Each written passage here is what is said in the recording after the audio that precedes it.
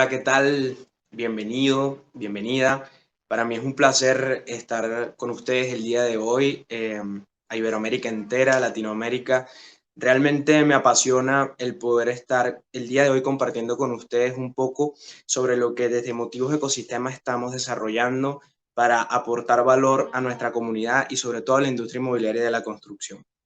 Hoy quiero hablarles un poco sobre lo que para nosotros es la agenda de transformación digital en Motivos Ecosistema, donde estamos trabajando y tratando tres eventos puntuales, donde el día de hoy estamos celebrando el primero de esa trilogía, que es denominado la Génesis del BIM. Ahora, ¿por qué? ¿Por qué en Motivos Ecosistema hemos escogido esta trilogía de eventos donde hoy estamos celebrando el primero de esos tres? En cuanto a la temática del BIM, ¿por qué para nosotros es importante?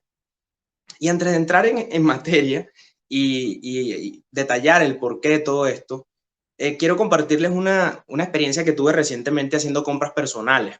Estuve en el supermercado y junto a mí estaba un arquitecto. Era la persona que estaba detrás por hacer las compras después de mí en la fila. Y el arquitecto y yo empezamos a conversar y me dice, oye, eh, ¿por qué si una chocolatina o una barra de chocolate tiene quizás tantos o más datos detrás que una vivienda, por qué es tan fácil comprar una barra de chocolate y es tan difícil el proceso de compra, construcción y adquisición de una vivienda? Eso nos deja mucho que pensar. Es por eso que basado en experiencias como esas, también basado en experiencias como por ejemplo en el proceso constructivo de proyectos que nosotros en Motivos Real Estate hemos llevado adelante, puedo decir que he tenido una sensación de que las cosas no las estamos haciendo tan bien, porque para construir hay que destruir. Eso lo hemos escuchado de ponentes que han participado durante las jornadas de Motivos Ecosistema y Motivos Experience, y en el fondo hay un valor muy importante, el valor moral, la ética, que nos lleva a reflexionar y a decir, mira, tenemos que hacer las cosas distintos, tenemos que construir de manera sostenible y tenemos que configurar otras dimensiones dentro de nuestros proyectos para que realmente seamos responsables de las edificaciones que estamos entregando a la civilización, que en lo personal les confieso que para mí las edificaciones son obras de arte que entregamos a las ciudades. No son más que eso, pero estas deben ser rentables, deben ser sostenibles y deben añadir valor. Quiero invitar a Marielvi, nuestra directora académica, a que nos acompañe en esta introducción al evento La Génesis de BIM. ¿Cómo estás, Marielvi? Bien, gracias, José Alberto. De verdad que siempre súper contenta de formar parte de este equipo. Marielvi, estuviste detrás como investigadora principal en un proceso que inició en diciembre del año 2020 y terminó en febrero del año 2021. Hicimos una investigación cualitativa en Motivos de Ecosistema. Esa investigación cualitativa tuvo una estrategia muy interesante, que fue la de entrevistar, la de invitar personas que están experimentando los desafíos de la industria inmobiliaria y de la construcción, para nosotros entender cómo podemos realmente superar ese desafío añadiendo valor significativamente a nuestras vidas, a nuestras empresas. ¿Cómo fue esa experiencia, Marielvi, de elaborar esa investigación cualitativa? Bueno, José Alberto, en Motivos de Ecosistema uno de los retos que teníamos era hacer una sinergia entre lo que es la industria de la construcción y la academia, y por eso fue que nos colocamos este reto de que no solamente hacer un programa para divulgar, sino también investigar. Entonces, las entrevistas, todos los speakers que estuvieron en cada uno de nuestros eventos, fueron introducidas todas esas entrevistas a un software para análisis cualitativo, y analizamos cada uno y sacamos códigos y lo unimos con también una serie de artículos científicos relacionados a lo que es el rubro de la construcción. Y bueno, de ahí obtuvimos lo que fue una red que nos sorprendió porque esa red lo que nos demuestra es que lo que nos va a llevar a la industria de la construcción, a la sostenibilidad, es precisamente lo que es la innovación. Y la innovación está relacionada, obviamente, con el uso de metodologías que nos lleven a la transformación digital. Nuestro sector logramos demostrar que es uno de los más contaminantes a través de todas esas investigaciones que hicimos, no solamente de los artículos científicos, sino a través de los speakers que están alrededor de todo el mundo. Habían speakers de Europa, speakers de Latinoamérica, de arriba abajo. Entonces, podemos ver que es una industria muy contaminante y necesita ser transformada. Y esa transformación la vamos a lograr es a través de la innovación. Y bueno, y la innovación, ¿qué está relacionado a la innovación? Precisamente lo que es la metodología BIM. Y fíjate que parte de esos documentos que leímos y que se incluyeron dentro de esa investigación cualitativa, hay varios documentos del Banco Interamericano de Desarrollo y hay uno en particular que dice, la transformación y el éxito de la industria inmobiliaria y de la construcción tiene 3 letras y es BIM. Así es. Building Information Modeling. Pero también podemos concluir dentro de esa investigación que el BIM está siendo muy mal entendido dentro de la industria inmobiliaria y de la construcción. Se entiende como un software, no se entiende como una metodología, se entiende como una amenaza para algunos constructores, algunos desarrolladores inmobiliarios lo entienden como que va a sustituir parte de sus empresas, cuando es al contrario, las percepciones dentro de la industria deben ser alimentadas y nutridas por personas que nos puedan asistir y nos puedan ayudar a ampliar visiones y a poder ver el horizonte de oportunidades que hay detrás del BIM. Y es por eso que el día de hoy tenemos un acompañante, una persona 5 estrellas, desde luego, lo digo, he leído muchos artículos sobre nuestro invitado, a quien le vamos a dar el honor del título del evento. El evento está denominado La Génesis del BIM y hoy vamos a tener con nosotros a el señor Ignasi desde España, desde Barcelona, quien nos va a compartir un poco sobre qué es para él la génesis del BIM y por qué nace el BIM. Y en particular, quiero decir algo más. Ignasi tiene un panel más adelante en este evento donde va a hablar de la sostenibilidad y no se lo pueden perder. Bienvenido, Ignasi. Es un placer para nosotros tenerte acá. Muchísimas gracias por la invitación. Y un placer poder merecer esta, digamos así, esta inauguración del ciclo o de este módulo llamado la génesis del BIM. O sea que a vuestra disposición siempre.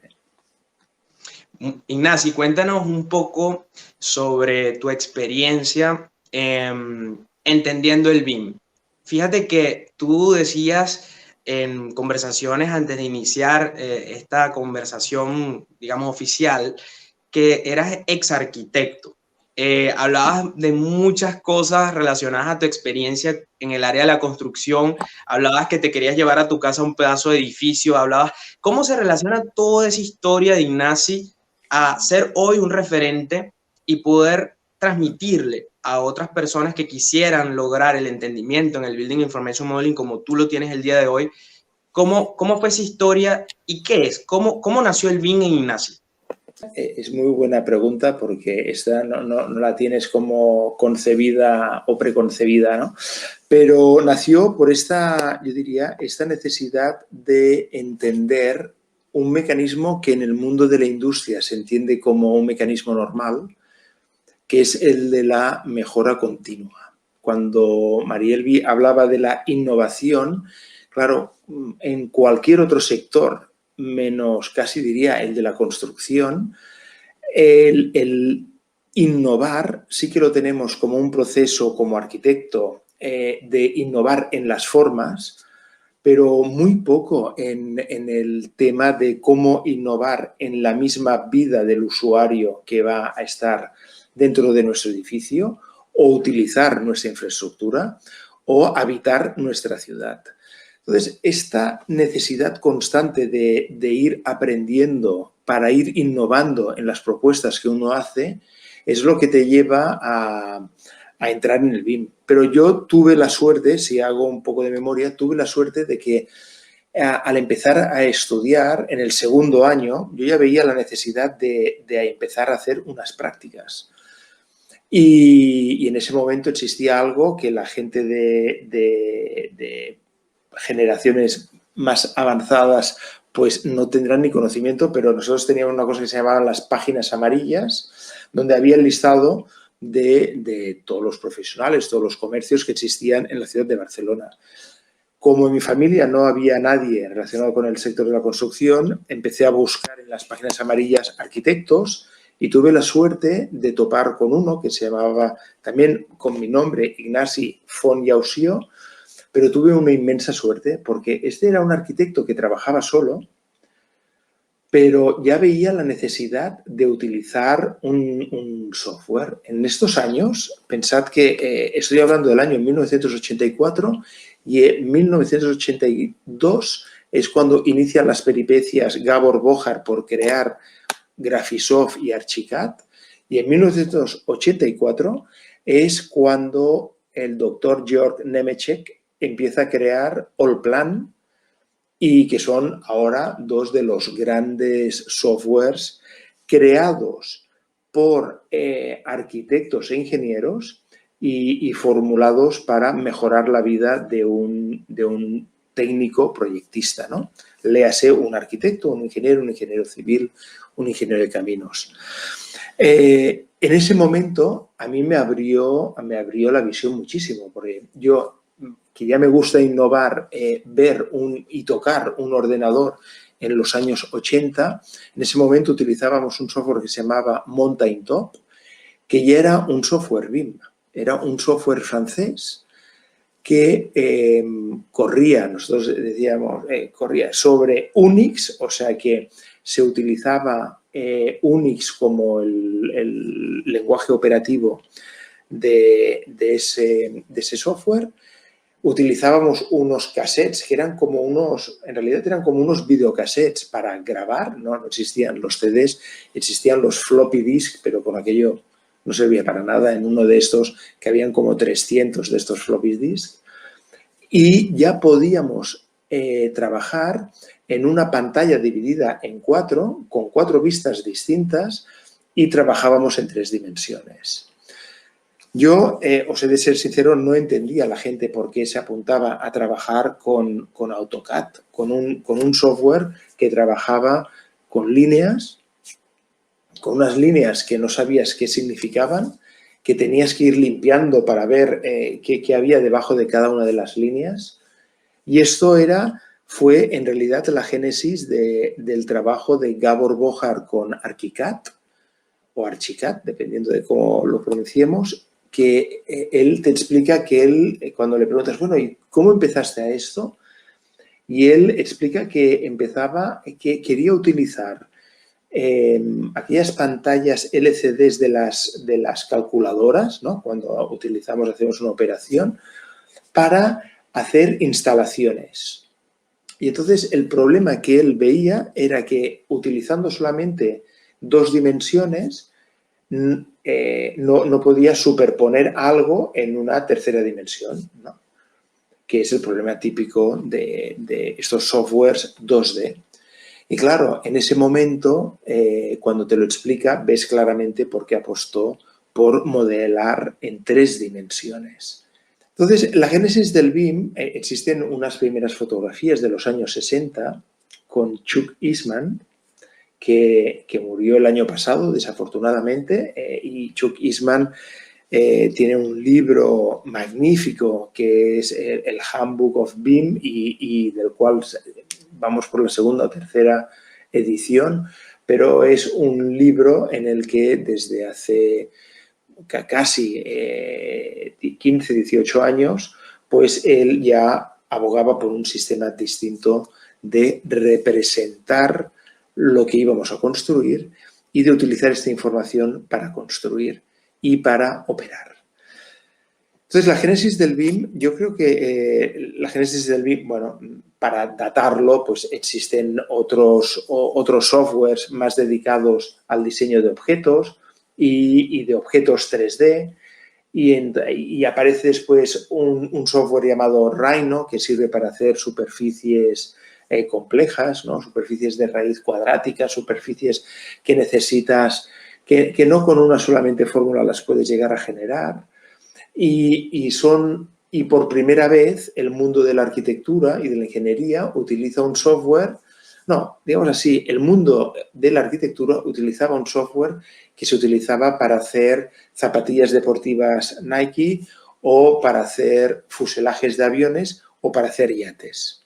Por primera vez en la construcción se empieza a utilizar este tipo de software, que ahora ya cuenta con 20-25 años de existencia y que además se conectaba a máquinas. Y es algo que estamos descubriendo ahora recientemente con el 3D printing o el 3D building printing. O sea, ¿por qué igual que nosotros ponemos encima de una hoja de papel, ponemos una tinta, pues si esta tinta tuviera un volumen, pues podríamos hacer casas allí donde quisiéramos, ¿no? Y hay algunas empresas que están trabajando en esto, en poder llegar a imprimir casas enteras, no solamente paneles o piezas para algo que vamos a construir a posteriori, ¿no? Entonces, yo la génesis del BIM la veo también muy dirigida a la asunción y la adopción de otros conceptos. El primero sería la idea de que el BIM puede cumplir una ley que nosotros le llamamos la ley de las 3 Cs. Una ley que es la ley de comunicar, colaborar y coordinar. Y el BIM aparece como la mejor manera de hacer las 3 cosas. Y intentaré resumiroslas fácilmente. La primera es comunicar. Y yo siempre en mi cabeza pensaba por qué siempre dibujamos, y fijaos la reflexión, ¿por qué dibujamos planos ortogonales? Líneas que son ortogonales. Y yo creo, y hablándolo con colegas y discutiendo muchísimo en su momento, era porque es lo más fácil de comunicar. Es muy fácil de comunicar, decir 4 metros en línea recta, 3 metros hacia la izquierda, 3 metros hacia la derecha, 3 metros más hacia la derecha. Esto es muy fácil decirlo. Pero si lo hacemos en un camino que es curvilíneo, para hacer esta misma operación, ¿cómo lo hacemos? ¿Qué decimos? ¿Vamos midiendo cada centímetro, cada 10 centímetros el giro que tú has de ir tomando para hacer todo este trazado? Y esto es lo que me llevó a la reflexión de, yo vivo a 200 metros de la Basílica de Antonio Gaudí, y en esta iglesia uno cuando está adelante, ¿no? Ves la Sagrada Familia, ves algo que si te dicen has de levantar planos de lo que estás viendo, te vuelves loco, ¿no? Hubo un primer, y estaría bien mencionarlo, un primer paso para la digitalización de la Sagrada Familia, que la hizo un estudiante de arquitectura australiano que se llama Mark Burry, que para hacer unas primeras pruebas de cómo digitalizar cosas, de cómo poner dentro de un ordenador algo existente, porque hasta ese momento siempre utilizábamos los planos 2D para crear nueva construcción, no tanto para hacer una rehabilitación o reconstrucción de lo que existe.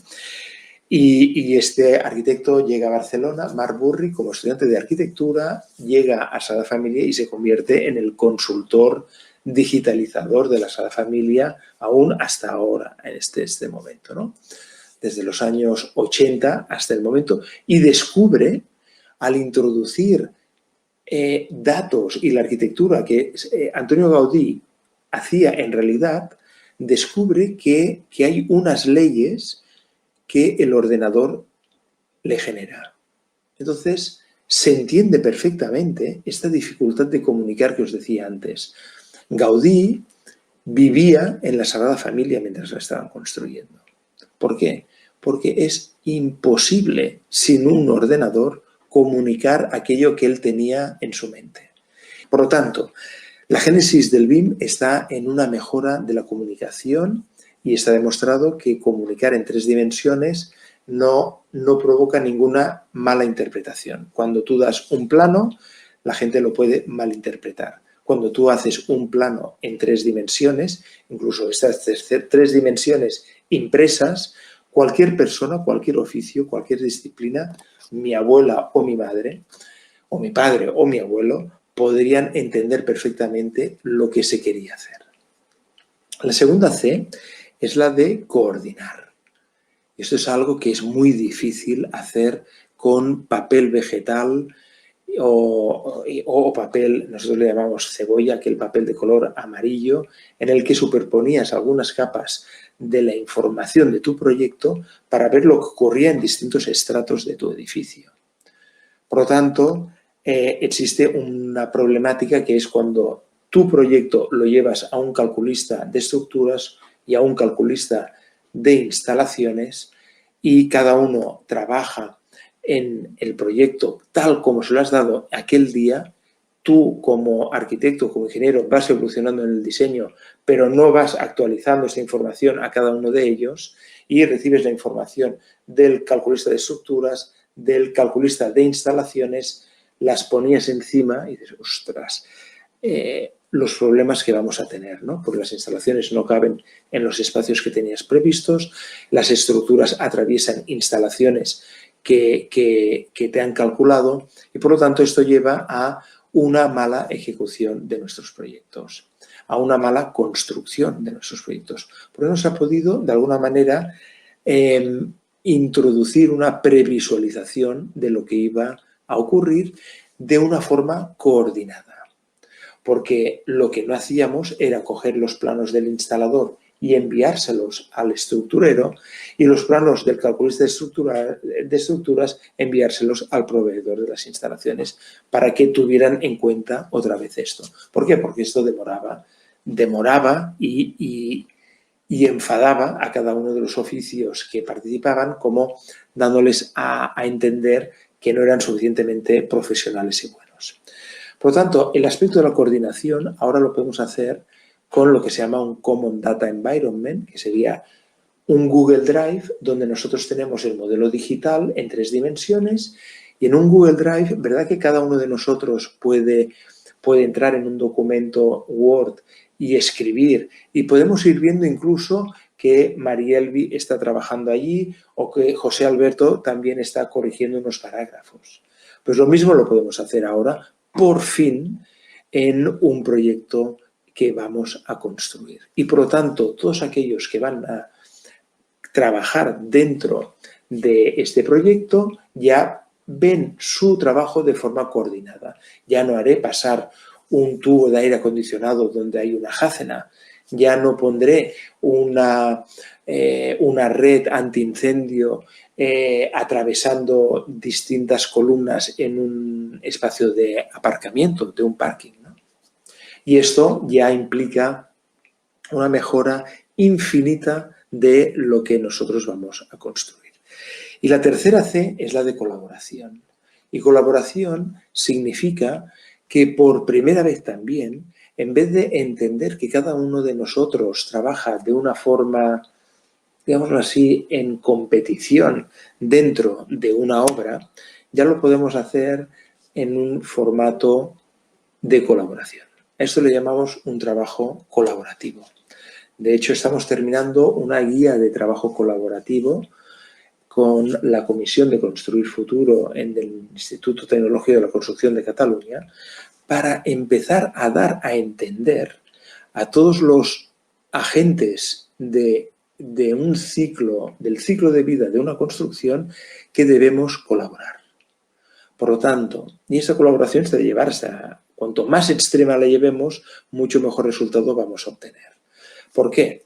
Porque vamos a obtener el resultado de que si somos realmente colaborativos, propositivos, proactivos, cuando vemos una deficiencia en una parte del proyecto, lo podemos dar a conocer a otras personas para que puedan tener en cuenta esta problemática y evitarla en la obra y en su ejecución.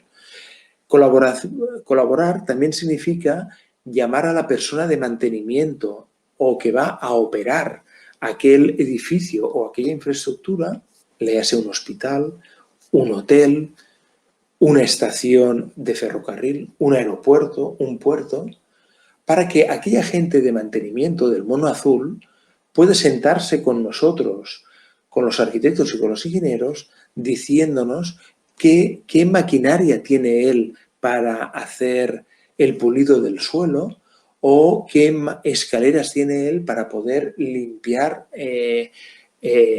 unos vidrios que se encuentran a 8 metros de altura. Nosotros estamos especializados en poner dificultades en vez de oír estas distintas opiniones para encarar perfectamente nuestro proyecto y que sea realmente un client-oriented project o un user-oriented project. Y esto es lo que hace cualquier otro sector industrializado. Por eso, a mí me cuesta muchísimo, me tenéis que perdonar, hablar de sector industrial al sector de la construcción o hablar de una construcción industrializada. Nosotros recientemente hemos fundado el Offsite Construction Hub en España para poner en contacto 72 agentes y proveedores distintos que en cualquier obra nos encontramos. Hasta que no pongamos de acuerdo, hasta que no trabajemos los 72 agentes y oficios de una forma colaborativa, con una buena coordinación y con una buena comunicación, vamos a seguir teniendo problemas de que nos traen unos productos que no eran los que nos habían pedido, nos colocan unos productos en un lugar de la obra donde allí no tenía que haber el acopio de ese material, nos traen una cantidad de material que no es la que nosotros necesitamos, etcétera, etcétera, etcétera. Entonces el BIM, como Building Information Modeling, aparece desde mi punto de vista como salvador. Muchísimas gracias, Ignacio, por tu tiempo y pues también en nombre de toda América Latina, darte la bienvenida a nuestra región para escucharte, aprender de ti y siempre en Motivos de Ecosistema encontrarás una plataforma para hacer altavoz de tu experiencia y conocimientos. Pues contad conmigo para comunicar mejor, colaborar mejor y coordinar mejor. Excelente. Okay. Muchísimas gracias. A vosotros.